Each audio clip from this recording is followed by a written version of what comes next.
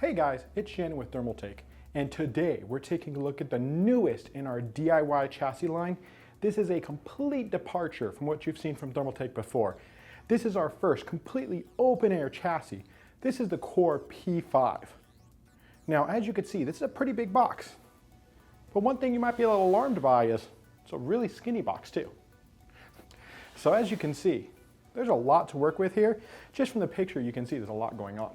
But I want to show you how we're going to take it from a box like this and what's inside to something like you see here. Now, as you can see, there's a image now on the screen that shows you a full liquid cooled crazy setup. Obviously, that's one of the more extreme builds, and you can even go more extreme than that. But go ahead and soak that in. This small box we have in front of us, this holds a lot of promise for all those DIY builders, all the modders, everyone who wants to build something crazy. This thing can do everything from horizontal, vertical, wall mountable. We're talking VESA or TV mount. So now let's dig into this bad boy and see what it has to offer. Okay, and with that, we're done. We got it out of the box. And now we have a lot of foam. We're gonna go ahead and rotate it here. You can see we have some blue-green tape. So we're gonna wanna liberate our pieces out of this foam here. And here's the window. Okay, we're gonna get this foam out of the way. And we have our window. Put down the screwdriver here before I cause a problem.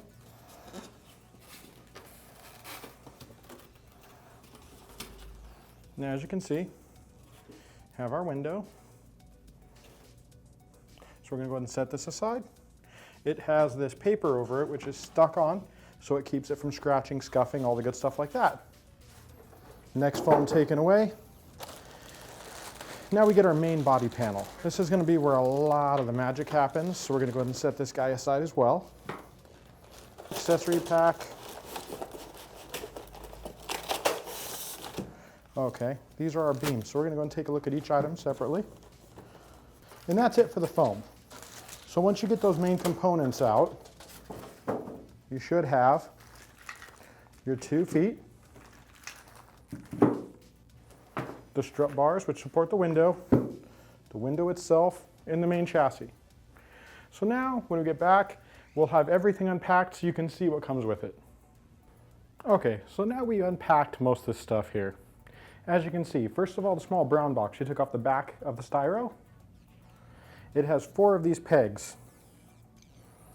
These, as you can see,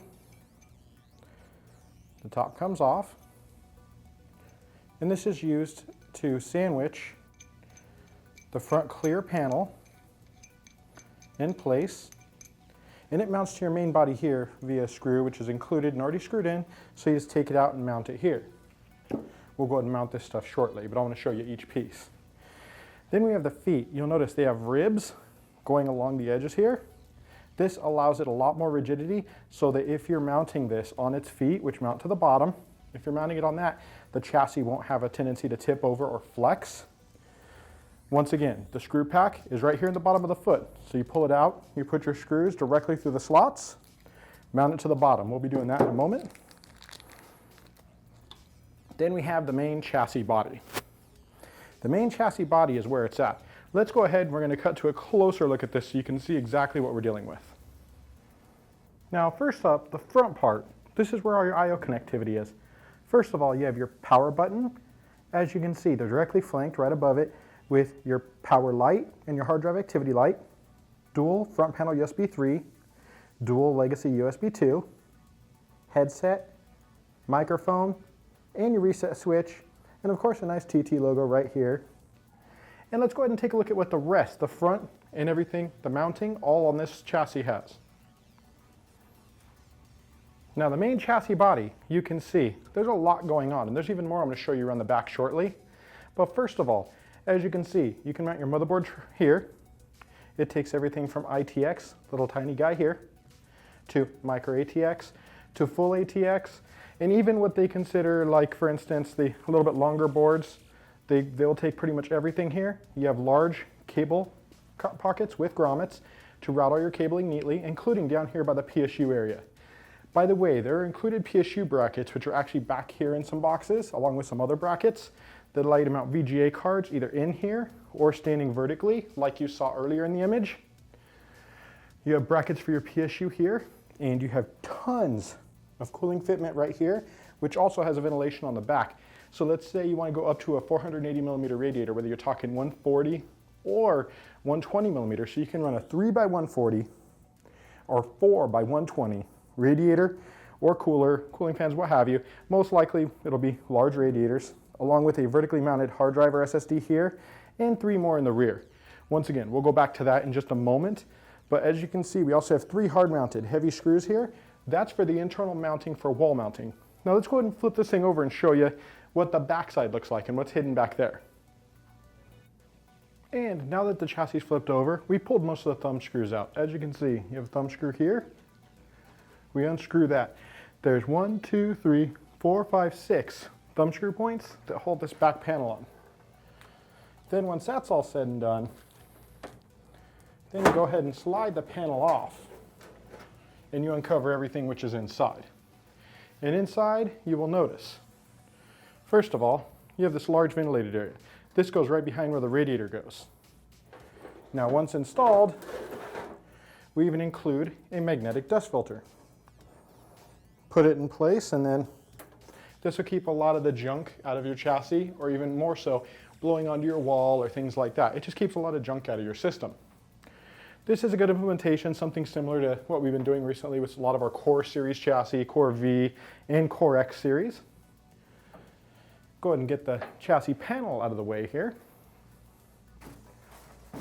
Now you can see we're greeted with a few more boxes. We even pad the box so that nothing gets banged up during shipping, because we know exactly how sometimes shipping can be to some of these cases, so we want to take as many precautionary measures as possible. Go ahead and cut open this box. And here it is. You have your PSU mounting bracket, like we talked about up front. We'll install that in a later video on how to assemble the Core P5. We have the 4 feet, which are made for actually mounting this chassis directly on its back in a horizontal or test bench position. We have another bracket for PSU. We have your mounting bracket for your I/O for your rear PCIe. We have a water pump mounting bracket. This is a vertical bracket that goes in the front. We'll include that as well in the video. We have other various brackets, which we will be digging into shortly.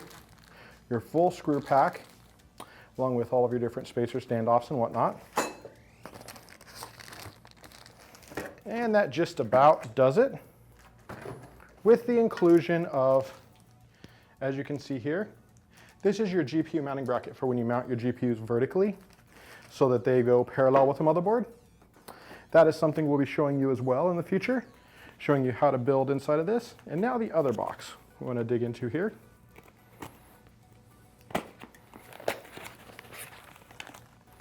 And this one shows, here's the drive tray for the front. And then the special edition. One which makes this case very special is it comes with the inclusion of a PCIe riser or ribbon cable.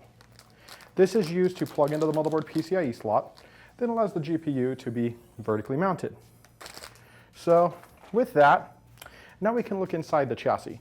The first thing in the middle, the standout here, this guy, this thing's super rigid. This is for mounting the chassis to a wall. So as you can see, you have the TV style mounts, or you have the standard dual VESA mount.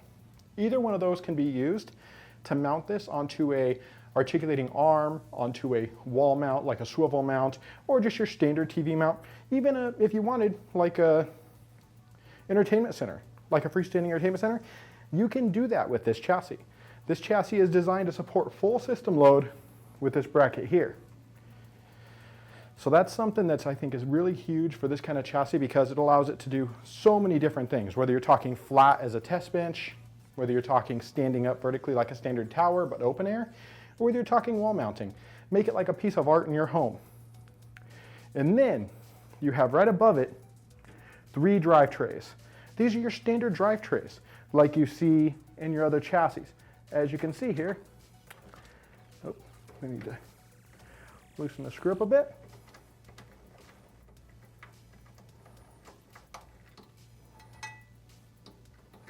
As you can see, the drive tray lifts out. It's toolless for 3.5, or you can screw in a 2.5 like SSD, or you can even use a 3.5 adapter if you have one that supports dual SSDs. So technically, you have a very large assortment of different drive mounting types you can do here. This chassis is very versatile, allows you to configure it pretty much the way you want. So we'll go ahead and mount this back in because we're not going to be installing drives in this until later.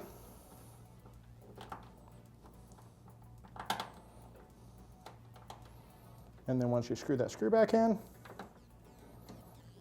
now you're golden. Now mind you, large hard drives are not that attractive to look at in most cases, unless you got like an old school Velociraptor, or I mean old school Raptor that maybe has like a sight window through it. Not really much to look at. So that's a good thing because these will be behind it, the cover goes on, you won't even see they're there. But also, let's say you didn't want any drives at all up front. All your drives could be mounted back here. You could have 2 SSDs and an adapter, 2 hard drives here, maybe just a single hard drive. Once again, this chassis is DIY. You can build it however you want. So you can mount all your storage back here and up front, super clean and clear. It's really up to you. For front panel, here's all your cabling. It's already tied up into place. You just take it, route it through whichever hole works best to get it mounted to your motherboard. So now let's take a look at, go ahead and let's start putting this thing together. I'm going to show you kind of step by step how this chassis goes together and what we can do to make this happen. Now the first thing you're going to notice is we went ahead and left the back off because we really don't need to put it back on yet. We'll put that back on when we're completed our build. However, you'll notice we left it face down and we have the plastic under it. That's to protect our table. Obviously if you have a work mat or something like that, that's fine. But for us, we have a nice table here, as you can see. We don't want to mess it up. Now, we're going to install the feet first because that will allow us to stand the chassis up so that we can work on other parts much easier. Having to flip it around like a pancake on the table, not such a cool thing. So we went ahead and we took the feet. Now one thing to note, one side is shorter than the other. This is for stability purpose. This side goes toward the rear, toward the side that's up right now.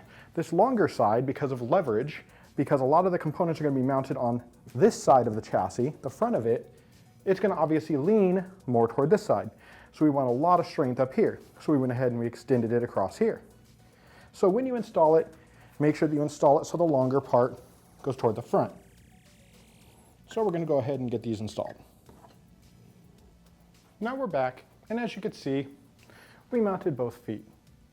4 screws each. It's pretty simple. You just drop the screws in, get them tightened, and you're done. Now you have the freestanding chassis. Pretty blank canvas to start your build. Now, being at this point, I'm guessing you probably have selected what kind of motherboard, graphics card, the orientation, whether you're talking about installing the cards like a standard tower, or whether you want them here. But we do offer both options depending, and obviously also cooling is going to make a big difference as to how you're going to do it as well. Obviously if you have a water block card and you want to show it off, because you don't want to show off PCIe slots, that's kind of boring, it doesn't look that great. So most likely you're going to have the vertically mounted card, which means you would install this tray here, and then you'd install this PCIe bracket here. And that would allow the card to stand up. However, let's say you want to install it like a standard tower chassis, or let's say you're laying it on its back and it's going to be like a test bench style. This same bracket can be installed right here, and you can install your cards directly into the motherboard the same way you would in a regular tower chassis. For this, we're going to go ahead and we're going to put it together and install it like as if we're installing the motherboard and the graphics card in a parallel arrangement. So we'll be right back after we get this all screwed in.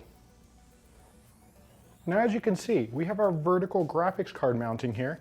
This plate is where your included ribbon cable is going to mount into. So you'll mount it into here, or even here, depending on how many graphics cards you're running. If you're running a single, you'll probably run it out front here so it's nice and close to the front window of the chassis and shows it off nicely. Or you can mount it here or what have you. Then you just route this ribbon cable up to your PCI Express slot and you're ready to rock and roll. that's pretty much it for that. Now let's take a look at how you mount some of the other devices in this chassis. Now another special area to note would be right down here. This is where, as you saw in the other picture, we'll go ahead and show you now, your liquid cooling, you have the reservoir. It's going to be mounted vertically, okay? Now take a look at these holes.